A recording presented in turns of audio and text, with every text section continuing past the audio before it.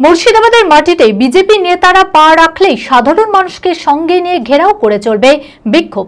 BJP শাসিত রাজ্যে বাংলাভাষী পরিযায়ী শ্রমিকের উপর লাগাতার অত্যাচারের অভিযোগ তুলে বিস্ফোরক রাজ্যের বিদ্যুৎ প্রতিমন্ত্রী তথা রঘুনাথগঞ্জের বিধায়ক আখরুজ্জামান।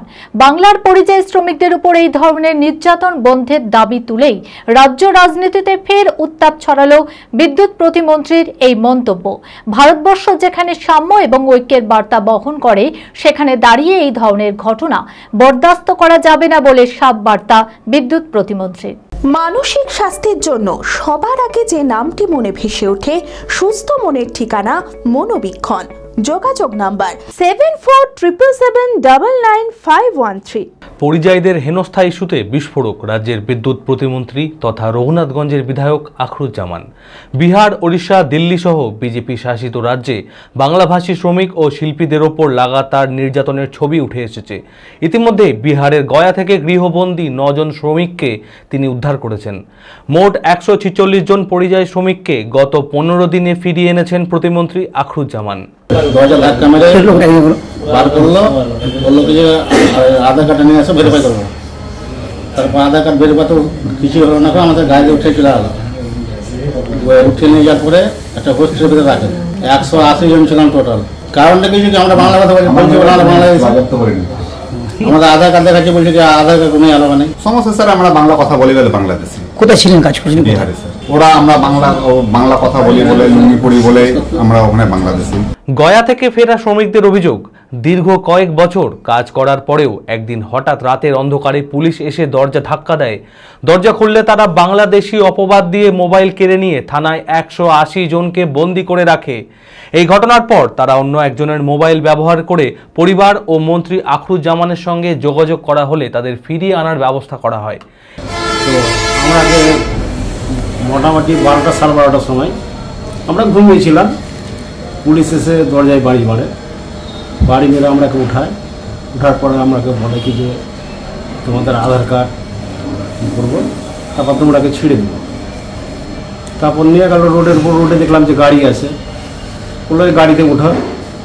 আমরা বললাম যে আমাদের যে আধার কার্ড চেক করবেন, বলছে ওখানে থানাতে যে ওখানে আমরা করে দেবো, ছেড়ে দেবো তোমরা।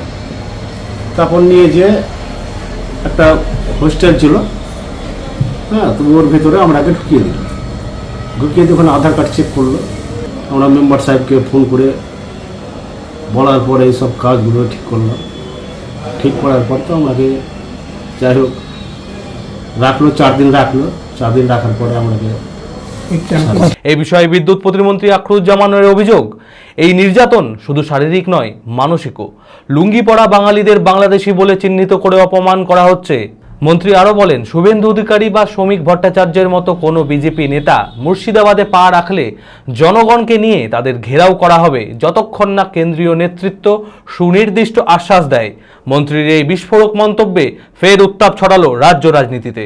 প্রতিদিন আত্মনাদ ছুটে আসছে আমার কাছে, কখনো ঝাড়খণ্ড থেকে, কখনো উড়িষ্যা থেকে, কখনো হরিয়ানা থেকে, কখনো দিল্লি থেকে, যে আমরা আপনার এলাকার লোক, আমরা বাংলা ভাষায় কথা বলি বলে আমাদের পুলিশ গ্রেপ্তার করে নিয়ে গেছে।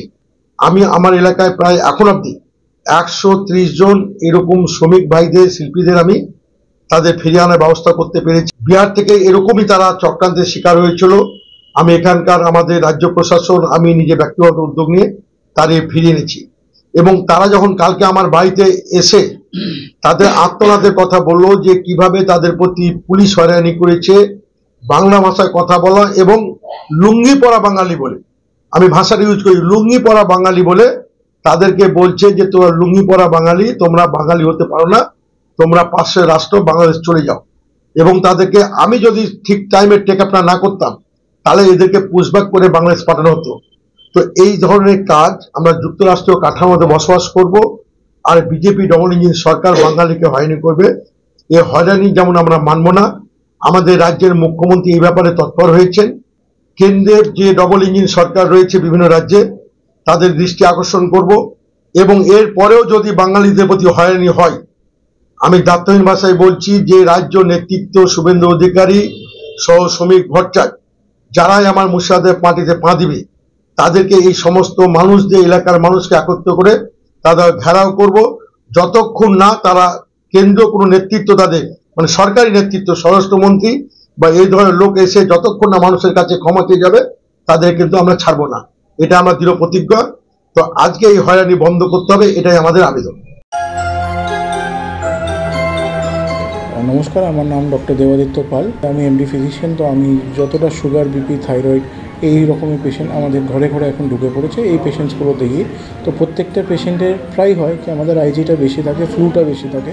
তাই জন্য আপনি খুব শীঘ্রই যদি কোনো সিমটম দেখেন, এমনি কাশি হচ্ছে, সর্দি হচ্ছে, খুব গাফিলতিতে না করে যত শীঘ্রই হতে পারে আমাদেরকে কাছে আসুন আর রিচ করুন আমাদেরকে। আমার হাই কোলেস্ট্রলের প্রবলেম ছিল, ডক্টর দেবাদিত্য পাল এমডিকে দেখানোর পরে উইদিন 1 মান্থ একদম নর্মাল রেঞ্জে চলে এসেছে। ব্লাড প্রেশার এবং আপনার সুগারের রোগে ভুগছিলাম। আমি স্যার দেবাদিত্য পাল মহাশয়ের কাছে দেখাতেছি, আমি খুব উপকৃত হয়েছি। প্রেশার দিয়ে ওই সাদা রকম একটা হয়েছিল, জ্বালানি হয়েছিল, তো এখন দেখি অনেক ভালো আছি। ডাক্তার দেবাদিত্য পাল। টিবি হয়েছিল প্রায় 4 মাস আগে। হ্যাঁ, বুকের বাম দিকে জল জমেছিল, অনেক বেটার ফিল করছে, জলটা অনেক কমে গেছে, একদম সুস্থ। ডক্টর দেবাদিত্য পালের সুপরামর্শ নিতে আজই যোগাযোগ করুন জিটি হেলথ কেয়ার। ঠিকানা 11/1 স্বর্ণময়ী রোড, 12 বিঘা কবরস্থানের আগে, বহরমপুর, মুর্শিদাবাদ। বিশদে জানতে যোগাযোগ করুন 8927499942 নম্বরে।